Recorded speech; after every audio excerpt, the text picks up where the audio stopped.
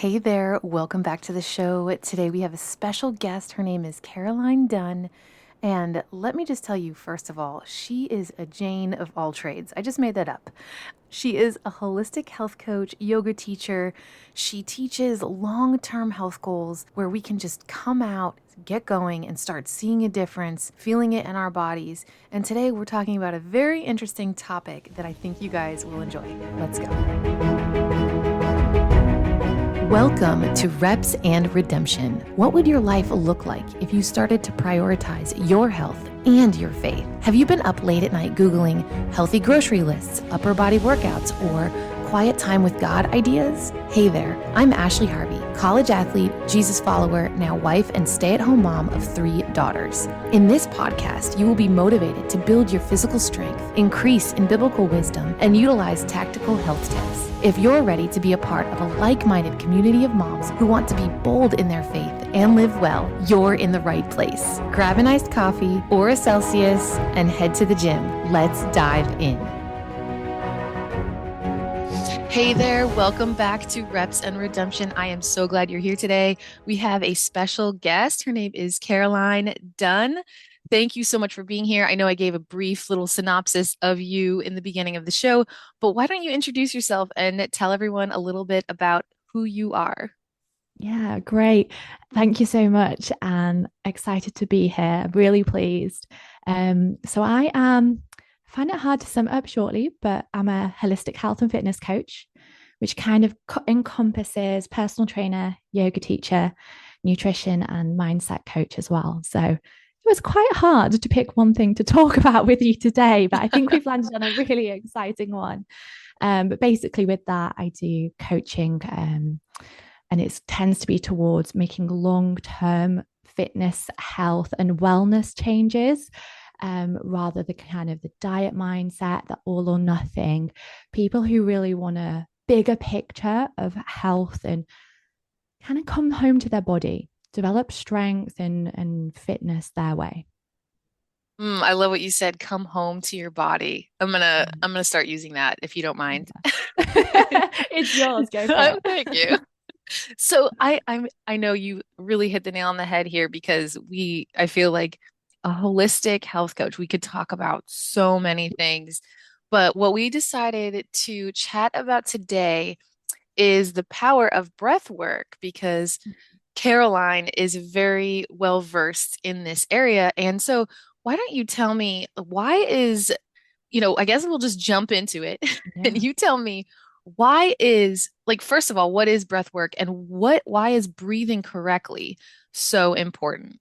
Yeah, great question. Well, I'd say, first of all, I discovered breathwork as part of my yoga teacher training. But then I'm also a massive science geek. Like I was a chemistry teacher for years, for a whole decade. So I've really dived into like what is the science telling us about it as well. So breath work is so important. And I thought we'd track back a little bit evolutionarily, actually, to talk about the systems and what the breathing actually means to our body. So we have 2 ways of breathing, through our nose and through our mouth. And those 2 ways are basically your nose is the way that you are supposed to breathe. It's the way your body is designed to breathe. And the mouth is a backup system. So, like we have 2 eyes, 2 ears, 2 arms, then we are only really supposed to use our mouth to breathe when our nose isn't working. If Oh, we've had an wow. injury, yeah, or something like that. And your body basically, therefore, isn't designed to cope with huge quantities of time where we breathe through our mouth. And if we talk about some of the mechanisms why that happens, so your nose, for instance, when you breathe in and out through there, it can adjust the humidity and the temperature of the air that's going in and out of your lungs. It can also adjust the what's in the air so it can filter out certain things as well. And it also then has big ripple effects down through the body. So I'm just going to mention some of the scientific, like these are the No, I conclusions of want to know. this. Yeah, tell us. And then I thought we'd dive into one more specifically. So when we breathe through our nose, then it can increase oxygen in the blood And this is really important for things like athletic performance during workouts, if we want to run, etc. It can also reduce blood pressure and heart rate overall. So, outside of exercise, outside of a breathing practice, overall in our life, that is something that we can expect. It can also massively decrease snoring, and linked to that, something called sleep apnea, which is Wow. essentially where you stop breathing when you're asleep. And so nose breathing has all of these downstream effects if we actually practice it. But I thought I'd dive into a little bit more detail, which is this idea of the way that our body signals safety and danger. And I Mm. bet a lot of your listeners are at least aware of or experience themselves with other people and kind of a long term or a small amount of anxiety in their everyday life. Life is Yeah. stressful, isn't it? Oh yeah. It Yeah. can be for sure. And our breathing can really feed into that. So let's talk about how we perhaps experience breathing when we're anxious. And I don't know if this resonates with you, but it does with me that when we get anxious, our breath can become really high in our chest and it can Oh become yes. really shallow. Yeah, That yeah. resonates with me for sure. Now, the way that your body is interpreting that when the breathing's really shallow, it's really high in the chest, it's signaling danger.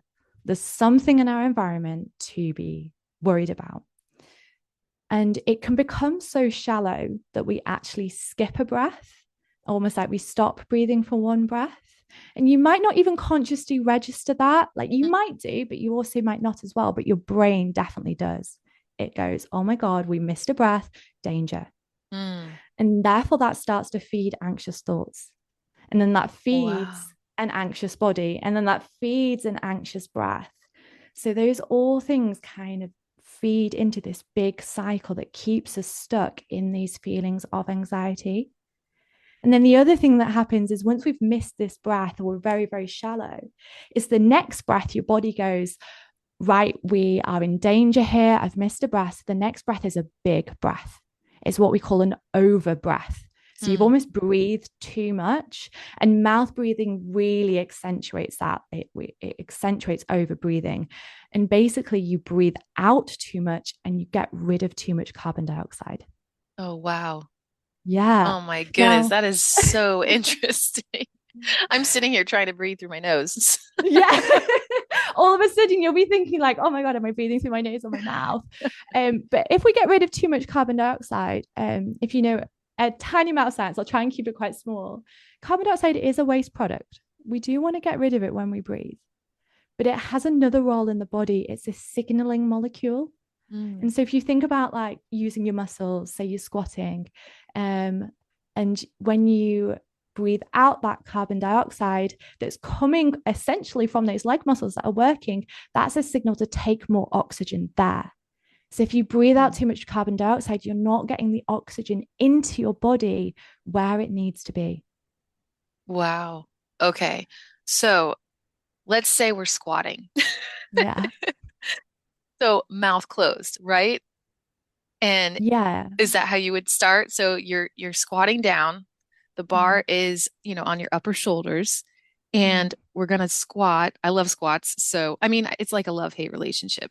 So we're squatting down. The bar's, on the between the middle of your shoulders, balanced there. And you start with just, would it be easier to just start with your mouth closed and mm. then inhale on the descent? Is that correct? Yeah. I Yeah. always struggle with breathing during compound exercises and Mm, bigger movements.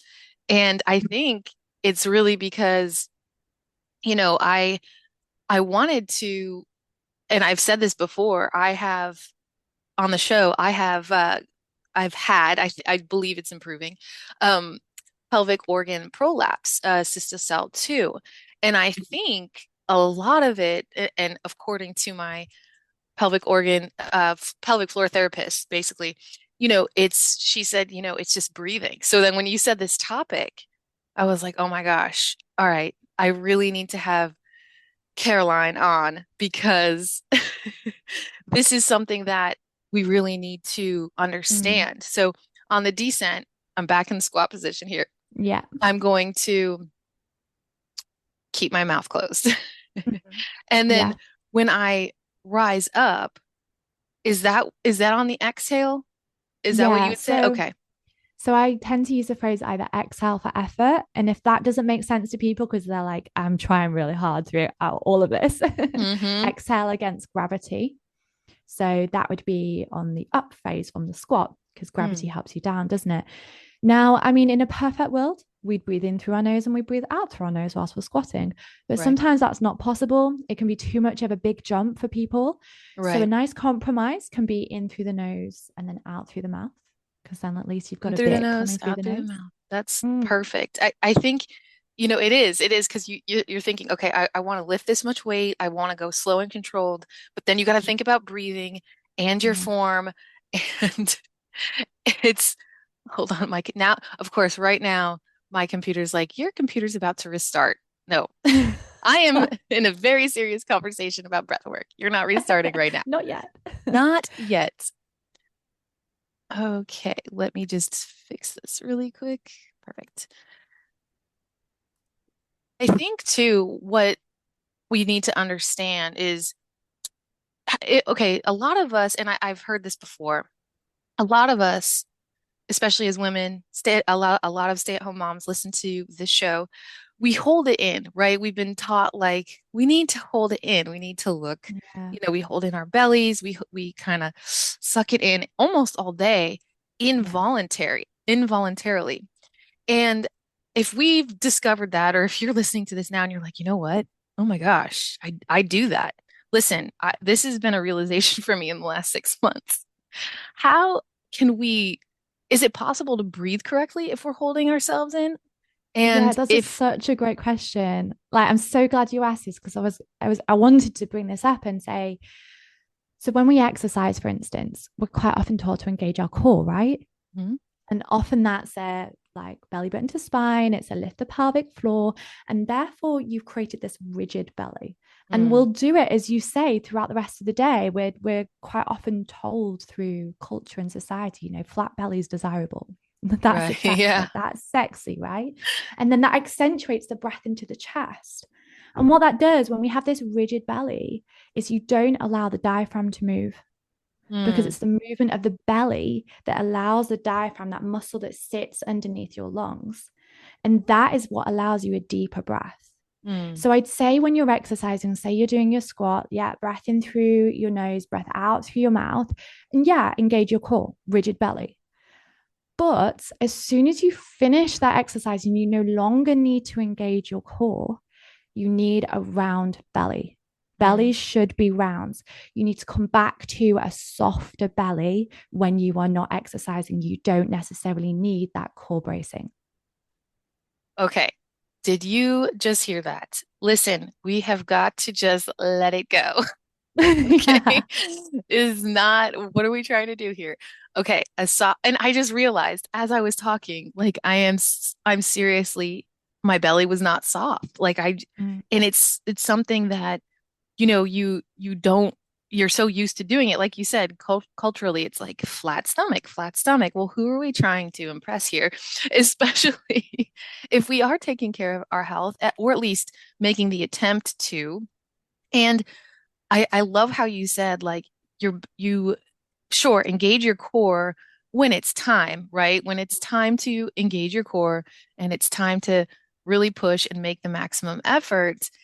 But could you imagine like walking around the gym and just saying, "Hey, round belly, just let it go. Like stop worrying about it." yeah. I couldn't imagine that. Oh my gosh. More people should. More people I know. should. Because why would we pursue that if it's at the expense of our health and Right. how we feel in our bodies? And I thought I'd give you a couple of like really easy things to do if you notice, oh, I've been holding it in. Yes, that Like would be a few great. little practices. And we can dive into like some longer things like perhaps later on. But if you in the moment realize, right, I'm tensing, I'm feeling anxious, I've noticed it's become quite shallow, or my belly's become quite rigid. The first one comes in just as awareness. So start to notice it. As you Mm. said, when we were just talking, you were suddenly thinking about how you were breathing. Hmm. I So mean, that that's awareness convicting. is your first key. Right? If you just want to go for like I want to go more nose breathing, then I'd suggest start small. If you're not used to it, 2 minutes at a time whilst I boil the kettle, whilst I read a page of a book. And I will Mhm. guarantee you to begin with, you won't read that page of the book because you're thinking so much about breathing in and out through your nose. But a couple of actual practices that you can do in 30 seconds or less, science backed as well.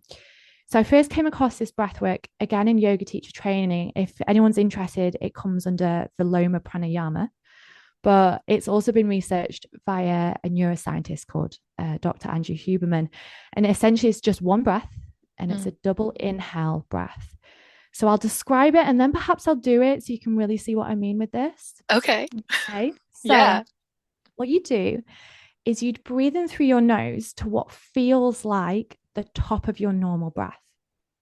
And then you do a slight pause and force a little bit more air in at the top of that breath. And then you'd open your mouth and you'd exhale and sigh it out. Mm. Okay. And even if Okay. you don't do that breath and you don't do the double inhale, an exhale and a sigh out is incredibly calming from your body. And so more sighing, more long exhales would always stand you in good stead here. Okay. Okay. Let's do So it. this, I'm so curious. okay, you can do it with me. I'm gonna do it. Okay. So first of all, we're going to empty our lungs of air, sit up nice and tall, get some room around your ribs and your torso, so long spine. Empty your lungs of air, and then we're going to take a long inhale through the nose. Right to the top, and then you're going to force a bit more air in. And then open your mouth and sigh it out.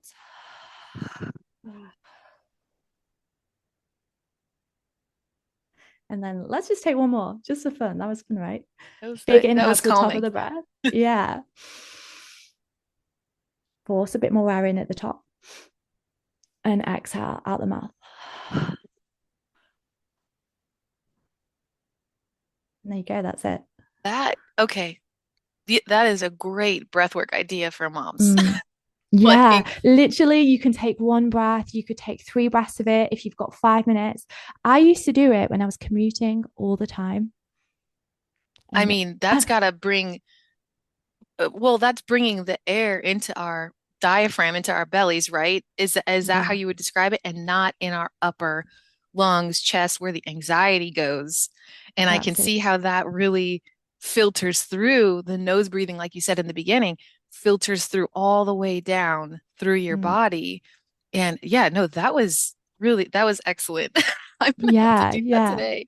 Way And that it works is that like you often when you're normally breathing, you're not using your lungs full capacity. So the extra inhale at the top does just force a bit more into the lower part of your lungs. And then as you exhale out nice and long, that's a signal to your body that it's safe. But hmm. then a long exhale then breeds a higher quality inhale. You can't have a good inhale without a good exhale. Wow, okay, you can't have a good, say that again. Say that again. Yeah. You can't have a good inhale, a good quality inhale, without first an amazing long exhale. Wow. Okay. You cannot have a good inhale without a long quality exhale.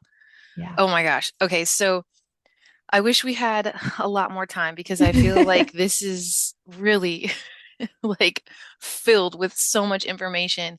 And this, I mean, on this show, I talk a lot about, prioritizing our health as busy moms, and many of us are stay-at-home moms or work-at-home moms. And you don't think of breathing. You Mm, don't think of just something as simple but as intricate. Now that you explained it, this is pretty yeah. deep stuff, and it takes a lot of focus. But like you said, 2 to 5 minutes of, one time a day even is a great start. Would you say, like, if, you gave us the exercises, you said the first one is awareness, the Mm, second one is focused nose breathing, and the third one is the double inhale. Did I say that yeah. correctly? Yeah. Double Okay. inhale and a sigh. Yeah. The the Yeah. double inhale and a sigh. And that is something we can just try every single day to start Mm, prioritizing our health. And I think as moms too, we have a lot of anxiety at times, especially when the other thing we talk about on the show is the redemption and the work of the Lord. And especially if we're not leaning into Him, or kind of, I know I do. I'm like, oh my gosh, like my kids, like, and I just start worrying and like I get so stressed and like anxiety builds. And like you said, I've always wondered what that was, like up on the top of my chest, and it feels like it's suffocating. And this is something I think we can practice for sure. And it's something that actually is attainable, right? Would you say Yeah. this is, and you said in the beginning, this is a long-term goal. This is a long-term change. Would you say that you've seen a lot of, you know, I guess, help with your clients that you've had when you implement this? So much. One client really sticks out to me in particular, where she was interested in this as a tool from an anxiety perspective. And I said to her at the time, be aware that if we undertake this journey, it is going to change your life. And I was laughing at myself when I said it. I was like, that sounds like such a cliche. But I basically created this kind of 3-month breathwork journey for her that just built up. And at the end of that 3 months, she was like, you were not kidding.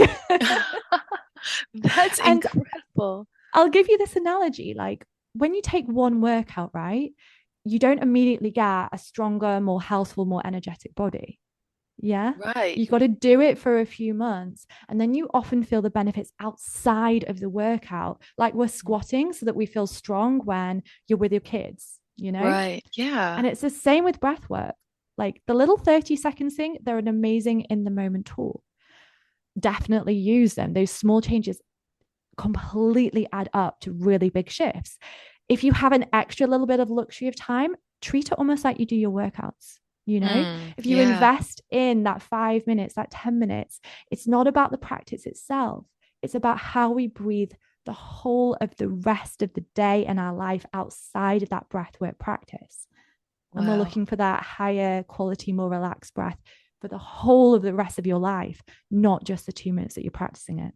Wow. And it will filter through too, like our Yeah. daily tasks. And I think overall we'll be less stressed and more apt to be present because we're not so running on the short-winded Yeah. breath, right?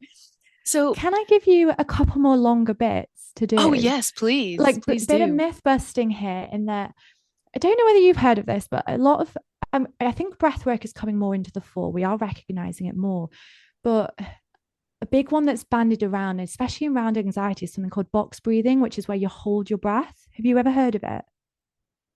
I have not heard of that. Mm.